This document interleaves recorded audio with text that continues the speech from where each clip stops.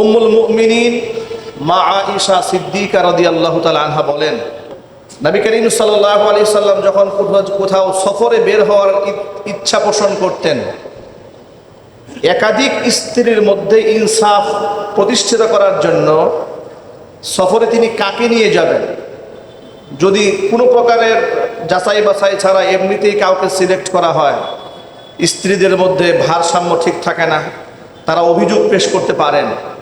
এই জন্য ফাআকরা বাইনা নিসাইহি, স্ত্রীদের মধ্যে লটারি দিতেন। লটারিতে যার নাম আসতো নবী করিম সাল্লাল্লাহু আলাইহি সাল্লাম সেই সফরে তার স্ত্রীকে নিয়ে বের হতেন। যদি বলেন সুবহানাল্লাহ।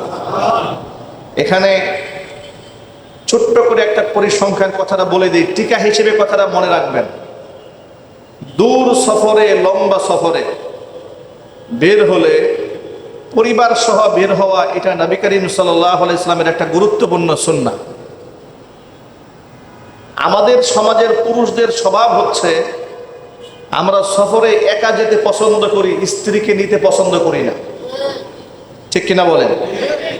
ব্যাংকক যাবেন, সিঙ্গাপুর যাবে, মালয়েশিয়া যাবে, দুবাই যাবে, ইউরোপ আমেরিকায় ভ্রমণে বের হবে, কিন্তু স্ত্রীকে সাথে নেবে না। এমনকি ঢাকা থেকে কক্সবাজার যাবেন বন্ধু বান্ধবের বহর নিয়ে, কিন্তু বউ সাথে নিয়ে যাবে না। এরকম একটা টেন্ডেন্সি অনেক পুরুষের মধ্যে আছে, আর এর দ্বারা পৃথিবীর অসংখ্য পুরুষ তাদের চরিত্র হারিয়ে ফেলছে। ঠিক না? ঠিক বলেন। নবী করিম সাল্লাল্লাহু আলাইহি ওয়াসাল্লাম যুদ্ধের সফরে বের হয়েছেন, স্ত্রীদিকে সাথে নিয়ে বের হয়েছেন। চিৎকার দিয়ে বলেন আল্লাহু আকবার। ঘটনাটি হিজরি ৫ম হিজরির ঘটনা।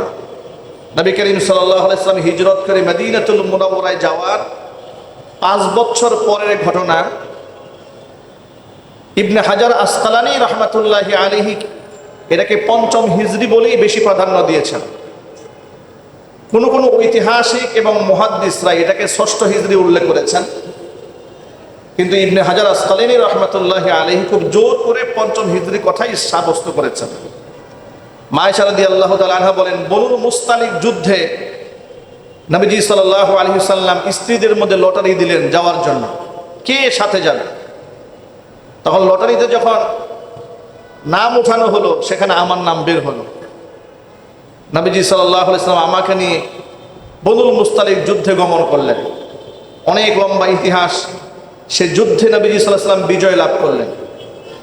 যুদ্ধ থেকে যখন মদিনাতুল মুনাওয়ারার উদ্দেশ্যে রওনা হয়েছেন, পথিমধ্যে বিশ্রাম নেওয়ার জন্য সাহাবায়ে কেরামদেরকে তাঁবু গেড়ে সুযোগ দিলেন যে তোমরা কিছুক্ষণ বিশ্রাম গ্রহণ করো।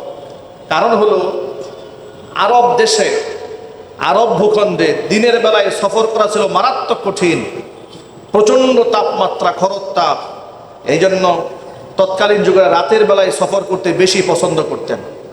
আপনাদেরকে আরেকটা সূক্ষ্ম তথ্য বলে রাখি, এখন দেখবেন আরবের মানুষের একটা ভালো অভ্যাস আছে, দিনের বেলায় তাদেরকে রাস্তাঘাটে খুব একটা দেখা যায় না, কিন্তু যখন রাত ঘনিয়ে আসে তখন দেখবেন আরবের লোকেরা ছেলে মেয়েদেরকে নিয়ে, স্ত্রী সন্তানদেরকে নিয়ে সমুদ্রের পাড়ে চলে গেছে।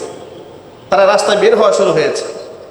রাতের বেলায় চলাচল করা, আনন্দ ফুর্তি করা, কিংবা রাতের বেলায় সফর করা, এটা এনভায়রনমেন্টের জন্য এটা খুব প্রয়োজনীয় ছিল। কারণ দিনের বেলা প্রচণ্ড তাপমাত্রায় লম্বা সফর করা যেত না। সাহাবায়ে কেরামদেরকে সাথে নিয়ে বনুল মুস্তালিক যুদ্ধ থেকে ফেরার পথে দিনের বেলায় নবী সাল্লাল্লাহু আলাইহি সাল্লাম সামান্য বিশ্রাম নিচ্ছিলেন, যে রাত হয়ে গেলে আমরা সফর শুরু করে দেব। মা আয়েশা রাদিয়াল্লাহু তাআলা আনহা বলেন, সাহাবায়ে কেরাম সফররত অবস্থায় যখন বিশ্রামের জন্য প্রস্তুতি গ্রহণ করলেন, ভিন্ন ভিন্ন তাঁবুতে তারা আরাম ফরমাচ্ছিলেন। ঠিক ওই সময় যখন রাত হয়েছে, আমার ব্যক্তিগত জরুরত সারার জন্য সফরে বের হওয়ার আগে প্রাকৃতিক প্রয়োজন মেটাবার জন্য আমি একটু দূরে চলে গেলাম। নিরিবিলি জায়গায় গিয়ে আমি আমার প্রয়োজন ছেড়ে যখন তাঁবুর কাছে এলাম, মানে সাহাবায়ে কেরাম প্রস্তুতি নিচ্ছেন, তারা এখন মদিনাতুল মুনাওয়ারার উদ্দেশ্যে রওনা হয়ে যাবে। আমরা যখন কোনো সফরে বের হই, রওনা হওয়ার আগে আমাদের যত প্রকারের প্রাকৃতিক প্রয়োজন আছে সবকিছু কিন্তু আমরা সেরে নেই। ঠিক কিনা বলেন? লম্বা সফর, আমরা কোথায় গিয়ে দাঁড়াবো, কোথায় বসবো, কি প্রয়োজন হতে পারে, মানবিক প্রয়োজন আমরা মোটামুটি সেরে নেই। মা আয়েশা বলেন, আমি ঠিক ওই মুহূর্তে আমার প্রাকৃতিক ডাকে সাড়া দিয়ে আমি একটু দূরে চলে গিয়ে জরুরত সারতে গেলাম। জরুরত সেরে আমি আসলাম, এসে দেখি আমার গলায় একটা ইয়ামানি পুঁতির হার ছিল। সেই হারটা আমি পাচ্ছি না। তখন আমি মনে মনে ভাবলাম, নিশ্চয়ই হার আমি যেখানে জরুরত সারতে গিয়েছিলাম সম্ভবত গলা থেকে খুলে পড়েছে। মা আয়েশা বলেন, আমি আবার সেই হার খুঁজতে বের হলাম। আমি হার খুঁজতে গেলাম, সেখানে গিয়ে হারটা খুঁজে পেলাম। কিন্তু হার খুঁজে এনে আমি যখন আবার গন্তব্যে এসেছি, এসে দেখি আমার কাফেলা সফরে রওনা হয়ে গিয়েছে। কারণ যে উটের হাওদার উপরে বসে, উটের হাওদা হচ্ছে উটের উপরে ছোট্ট একটা পালকি, আরবের মেয়েরা সেই পালকিতে চড়তেন, পর্দায় ঘেরা থাকতো, বাহিরের পুরুষরা দেখতে পেত না। আমি এসে দেখি হাওদা নিয়ে সাহাবায়ে কেরামের কাফেলা রওনা হয়ে গেছে। অর্থাৎ যারা পালকিটা উটের উপর উঠিয়েছেন তারা আন্দাজও করতে পারেন নাই যে আমি ভিতরে নাই। বুখারী হাদিসে এসছে, মা আয়েশা বলেন, আমি ছোট ছিলাম আর শরীরের গঠন ছিল একেবারেই হালকা পাতলা, আর সাহাবায়ে কেরাম ছিলেন শক্তিশালী। তারা যে আমার উটের হাওদা উটের উপর উঠিয়েছেন তারা টেরও করতে পারেন না যে আমি ভিতরে আসি না নাই, এটা আন্দাজ করতে পারেন না। তারা যখন প্রস্তুতি নিয়ে চলে গেলেন, আমি যখন ওই গন্তব্যে ফিরে এলাম, এসে দেখি সাহাবায়ে কেরামের কাফেলা নাই। আমি চিৎকার করি নাই, চেঁচামেচিও করিনি, হতাশও হইনি, পেরেশান হয়েছে, সবাই চলে গেল। মা আয়েশা বলেন, আমি তখন চুপচাপ সেখানে বিশ্রাম নিতে থাকলাম, যেহেতু রাত। এ কথা সুনিশ্চিত যে অবশ্যই সাহাবায়ে কেরাম যখন আমাকে খুঁজে পাবেন না, নবী করিম সাল্লাল্লাহু আলাইহি ওয়াসাল্লাম যখন আমাকে দেখবেন না, আমাকে খোঁজার জন্য এখানে আসবেন। সেখানে মা আয়েশা বলেন, আমি সেখানে চুপচাপ বসে থাকতে থাকতে আমি ঘুমিয়ে পড়েছি, ঘুম চলে আসছে, আমি ঘুমিয়ে গিয়েছি। সাহাবায়ে কেরামের সবার পিছনে চলতেন একজন সাহাবী, তার নাম হচ্ছে সাফওয়ান ইবনে মুআত্তাল রাদিয়াল্লাহু তাআলা আনহু। তিনি সবার পেছনে চলতেন, তার দায়িত্বই ছিল এই বিশাল কাফেলা চলে যাওয়ার পরে সাহাবায়ে কেরামের প্রয়োজনীয় কোনো আসবাবপত্র, প্রয়োজনীয় কোনো মাল সামানা রয়ে গেছে কিনা, এটা তিনি খুঁজে খুঁজে খুঁজে খুঁজে নিয়ে যেতেন। এই জন্য সকাল পর্যন্ত তিনি অপেক্ষা করতেন। উম্মুল মুমিনিন মা আয়েশা রাদিয়াল্লাহু তাআলা আনহা বলেন, আমি সেখানে যখন ঘুমিয়ে থাকলাম, ইতোমধ্যে যখন সকাল হয়ে গেছে, এমন সময় সাফওয়ান ইবনে মুআত্তাল রাদিয়াল্লাহু তাআলা আনহু, কাফেলার সবার পিছনে যিনি চলতেন, ঠিক ওই মুহূর্তে আমার সামনে এলেন। আমি যখন ঘুমন্ত অবস্থায় ছিলাম, আমাকে দেখা মাত্র তিনি শুধু এতটুকু বললেন, ইন্না লিল্লাহি ওয়া ইন্না ইলাইহি রাজিউন। তার জবান থেকে আমি এতটুকু শুনে আমার ঘুম ভেঙে গেল, আমি মুখ তার থেকে ঢেকে ফেললাম। আর সাফওয়ান ইবনে মুআত্তাল মা আয়েশাকে দেখে চিনে ফেলেছেন, তার কারণ পর্দার আয়াত নাজিল হওয়ার পূর্বে মা আয়েশা রাদিয়াল্লাহু তাআলা আনহাকে তিনি দেখেছেন। এই জন্য তিনি বুঝে ফেলেছেন যে এটা রাসূল পাক সাল্লাল্লাহু আলাইহি ওয়াসাল্লামের স্ত্রী। তিনি ভালো মন্দ কোনো কথা বলেন নাই, কেন আপনি রয়ে গেলেন, কোথায় গেলেন, কিচ্ছু বলেননি, শুধু বলেছেন ইন্না লিল্লাহি ওয়া ইন্না ইলাইহি রাজিউন। এটা পরে তিনি তার উটের পা ভেঙে তার সামনে বসিয়ে দিয়ে তিনি একটু দূরে সরে গেলেন, যাতে করে মা আয়েশা উটের হাওদার উপর গিয়ে যখন বসবেন, এই উটে উঠার দৃশ্যও যেন সাফওয়ান ইবনে মুআত্তালের চোখের সামনে না আসে, তিনি দূরে সরে গিয়েছেন। আল্লাহু আকবার বলেন। ব্যক্তিত্ব, মানুষের গায়রত, স্বকীয়তা, ইসলামী সংস্কৃতি, তাহজিব তামাদ্দুন শিখতে হয় সাহাবায়ে কেরামের জীবন থেকে। তারা এইরকম গায়রতমান ছিলেন। মা আয়েশা বলেন, ওয়াল্লাহি, আমি আল্লাহর কসম করে বলছি, এই সমাজে সাফওয়ান ইবনে মুআত্তালের মতো সভ্য মানুষ আমি খুব কম দেখেছি। একটাবার আমার সাথে টু শব্দ করেন নাই, আপনি কেন রয়ে গেলেন, কি হয়েছে আপনার, কোনো খুশ গল্প নাই। আমাদের মধ্যে একটা স্বভাব রয়েছে, বাড়িতে গিয়ে যদি আমরা ভাইকে না পাই, ভাবির সাথে খুশ গল্পে মেতে উঠি। এই অভ্যাসটা আমাদের আছে না নাই? কথা বলেন, আছে না নাই? ব্যক্তিগত কোনো প্রয়োজনে গিয়েছে, দরজায় টোকা দিয়েছে, ভাই বাসায় আছে, বলে না উনি তো বাজারে গিয়েছেন, অসুবিধা নেই ভাবি একটু কথা বলি, শুরু হয়ে গেল খোশ গল্প। এই কালচারটা কি আমাদের সমাজে আছে? জোরে বলতে হবে, আছে। হারাম। এটা কি জুড়ে বলেন? আপনাকে কে পারমিশন দিয়েছে ভাবির সাথে খাজুরি পেচাল করা? আপনাকে এই খুশবুল গল্প করার সুযোগ কে দিয়েছে? এই খুশগল্প করা হারাম রিলেশনের কারণে সমাজে এমন প্রতিক্রিয়া সৃষ্টি হয়েছে, ভাইয়ের স্ত্রীকে নিয়ে আরেক ভাই পালিয়ে যাচ্ছে। কথা ঠিক টাইমে ঠিক দিল। ভাবির সাথে অবৈধ সম্পর্ক গড়ে উঠছে, এমনিতেই গড়ে উঠে নাই, তৈরি হয়েছে হারাম সম্পর্ক তৈরি করেছে, কোরআনের আইনকে আমরা অমান্য করেছি। ভাইয়ের আমার, মা আয়েশা রাদিয়াল্লাহু তাআলা আনহা বলেন, তিনি শুধু ইন্না লিল্লাহি ওয়া ইন্না ইলাইহি রাজিউন পড়লেন আর আমার জন্য উটটাকে বসিয়ে দিলেন। আমি উটের উপরে সওয়ার হলাম, হাওদাতে বসলাম। তিনি উট টানতে টানতে আমাকে নবীজির কাফেলার সাথে মিলিয়ে দিলেন। এই যে লম্বা একটা সময় অতিবাহিত হয়ে গেল, এই সুযোগটাকে কাজে লাগিয়ে মুনাফিকদের সর্দার রাইসুল মুনাফিকিন আব্দুল্লাহ ইবনে উবাই ইবনে সালুল মহল্লার সাহাবীদের মধ্যে কানাঘুষা শুরু করে দিয়েছে। তোমরা জানো নাকি আয়েশা রাদিয়াল্লাহু তাআলা আনহা নবীর স্ত্রী সাফওয়ান ইবনে মুআত্তালের সাথে অবৈধ সম্পর্ক করেছে? জোরে বলেন নাউজুবিল্লাহ। ভাবতেও পারবেন না শয়তান সমাজের মধ্যে কিরকম কিরকম বিশৃঙ্খলা তৈরি করতে পারে, কেমন ব্যক্তিদের সামনে কিরকম উদ্ভট কথা তৈরি করতে পারে, এটা আন্দাজও করতে পারবেন না।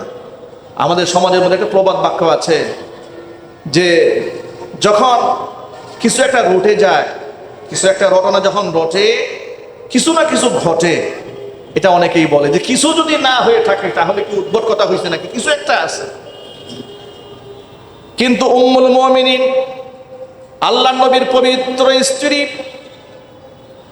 যিনি এই দুনিয়াতে সর্বাধিক হাদিস বর্ণনাকারীর মধ্যে তৃতীয় স্থানে রয়েছেন, যার পবিত্রতার ব্যাপারে আল্লাহ পাক কোরআন শরীফ আয়াত নাযিল করেছেন, যাকে আল্লাহর নবী এতটা মহব্বত করেছেন, আল্লাহর হাবিব বলেন নারীদের মধ্যে সব প্রিয় হচ্ছে আয়েশা, আর পুরুষদের মধ্যে আমার কাছে সব চাইতে প্রিয় হচ্ছে আয়েশার পিতা হযরতে আবু বকর সিদ্দিক।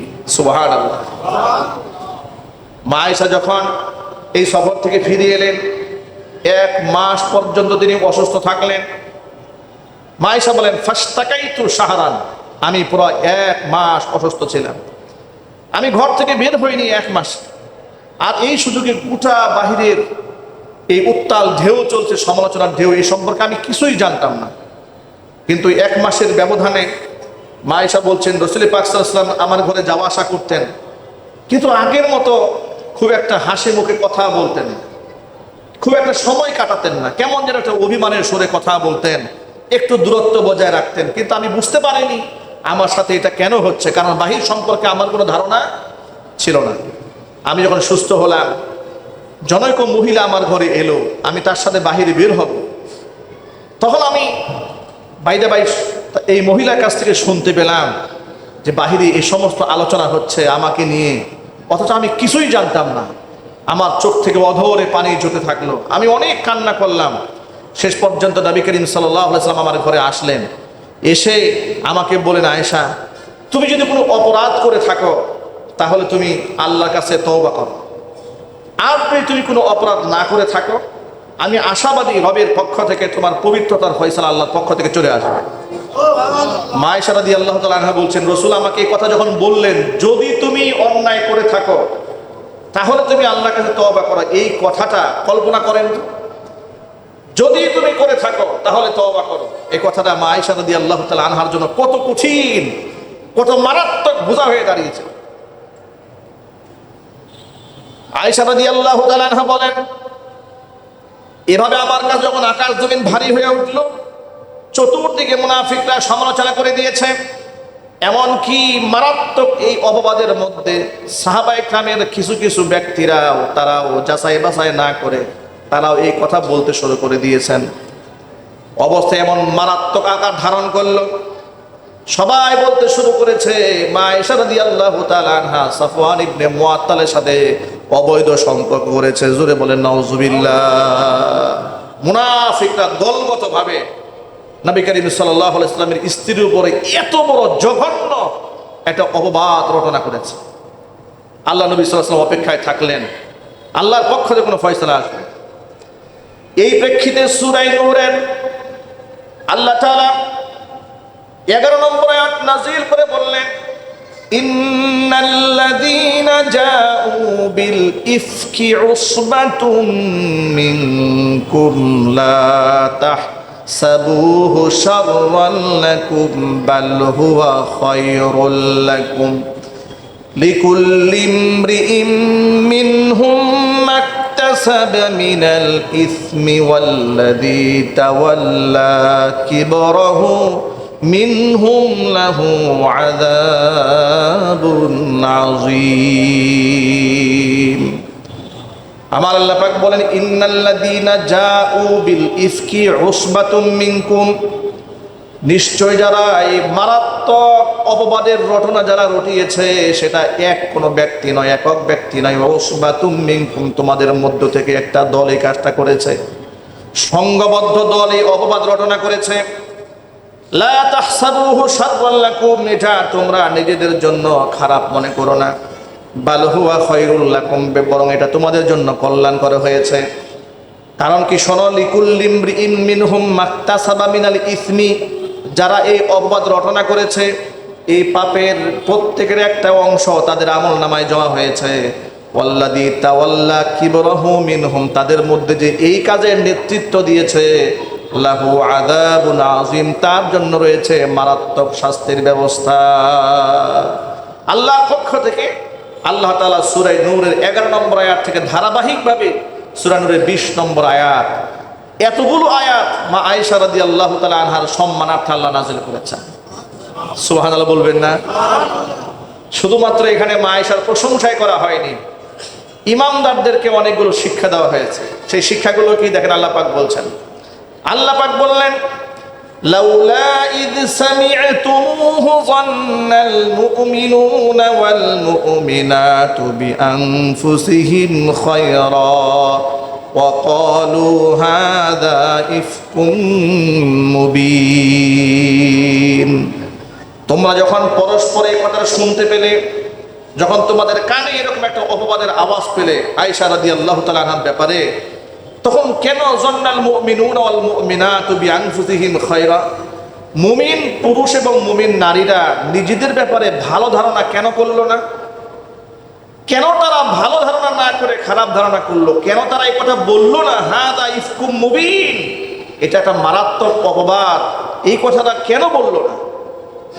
লাউলা জাউ আলাইহি বিআরবাআতি শুহাদা فإذ لم يأتوا بالشهداء فأولئك عند الله هم الكاذبون। যারা এই অপবাদের বোঝারোপ করেছে, লাউলা জাউ আলাইহি বিআরবাআতি শুহাদা, কেন তারা এই অপবাদ যে দিয়েছে তার উপরে 4 জন সাক্ষী তারা দাঁড় করাতে পারে নাই। আচ্ছা, কোনো অপবাদের উপর কি সাক্ষী দাঁড় করানো যায়? যদি বলেন, অপবাদের উপর যদি সাক্ষী থাকে তখন সেটা অপবাদ থাকে না, সত্য হয়ে যায়, সত্য হয়ে যায়। আল্লাহ পাক বললেন যে কথা একটা রটিয়ে দিল, এর কোনো সাক্ষ্য নেই, এর কোনো প্রমাণ নেই, তার পক্ষে কোনো দলিল নেই, তার পক্ষে কোনো যৌক্তিক কোনো কারণ নেই, বাস একটা কথা শুনলো আর শুনেই তোমরা বললে হ্যাঁ এরকম কিছু একটা হতে পারে, ধারণা করলে কারণটা কি, কেন তোমরা এই জঘন্য ধারণা করলে? এরপর আল্লাহ পাক বললেন, সাক্ষী যদি উপস্থিত করতে না পারে তাহলে এরা আল্লাহর কাছে বরং মিথ্যাবাদী। আল্লাহ পাক বলছেন, তোমরা যে অপরাধটা করে ফেলেছ, ওয়ালাউলা ফাদলুল্লাহি আলাইকুম ওয়া রাহমাতুহু ফিদ দুনিয়া ওয়াল আখিরাহ লামাসসাকুম ফীমা আফাদতুম ফীহি আযাবুন আযীম। যে অপরাধ তোমরা করে ফেলেছো, এই সমালোচনা করেছো, অপবাদ একজনের কাছ থেকে আরেকজনের শুনে বলে বেরিয়েছ, মুখের উপরে কথাগুলো আওড়িয়েছ, এই কাজটা তোমরা করার কারণে লাউলা ফাদলুল্লাহি আলাইকুম ওয়া রাহমাতুহু ফিদ দুনিয়া ওয়াল আখিরাহ, দুনিয়া আখিরাতে তোমাদের উপর আমি আল্লাহর দয়া যদি না থাকতো অবশ্যই তোমাদেরকে কঠিন শাস্তি পাকড়াও করে ফেলতো। তোমরা যে কাজটা করেছো মারাত্মক অন্যায় করেছো, কিন্তু আমি আল্লাহ পাকের দয়ার কারণে আমি তোমাদেরকে শাস্তিটা দেইনি। এরপর আল্লাহ পাক বলছেন, ইয তালাক্কাউনাহু বিআলসিনাতিকুম ওয়া তাকুলুনা বিআফওয়াহিকুম মা লাইসা লাকুম বিহি ইলম ওয়া তাহসাবুনাহু হায়্যিনান ওয়া হুয়া ইনদাল্লাহি আযীম। যখন তোমরা পরস্পরের মুখে কথাগুলো বলছিলে, ইয তালাক্কাউনাহু বিআলসিনাতিকুম, মুখে যখন পরস্পরের কথাগুলো বলাবলি করছিলে, ওয়া তাহসাবুনাহু হায়্যিনা, তোমরা এটা খুব সাধারণ একটা কাজ মনে করছিলে। নবীর স্ত্রীর উপরে জিনার অপবাদ, নাউজুবিল্লাহ বলবেন না ভাই? আরো জোরে বলুন নাউজুবিল্লাহ। কিন্তু তোমরা পরস্পরের কথা বলা বলি করছিলে, ওয়া তাহসাবুনাহু হায়্যিনা, খুব হালকা মনে করছিলে যে এটা কোনো সাধারণ একটা ব্যাপার, কিন্তু এটা আমার আল্লাহর কাছে, আমি আল্লাহর কাছে এটা বড় মারাত্মক। এমন একজন ব্যক্তির ব্যাপারে এমন একটা কথা তোমরা খুব হালকাভাবে নিয়ে নিলে। কেউ কিছু একটা বললো আর তোমরা শুনেই মন্তব্য শুরু করে দিলে। এই অভ্যাসগুলো ভাই আমাদের আছে না? একটু জোর আওয়াজে বলেন, আছে না ভাই? মানে কেউ একটা কিছু একটা বললো, বাস সেটাকে আমরা গলৎকরণ করি, এটা আমরা আমলে নিয়ে আমরা বাজার গরম করে ফেলি। কার ব্যাপারে বলেছে, তিনি কে, তিনি কোন মাপের মানুষ, তিনি আদৌ কি কাজটি করেছেন কিনা, এর ইনভেস্টিগেশনের প্রয়োজন মনে করেন, তদন্তের কোনো প্রয়োজন মনে করি না।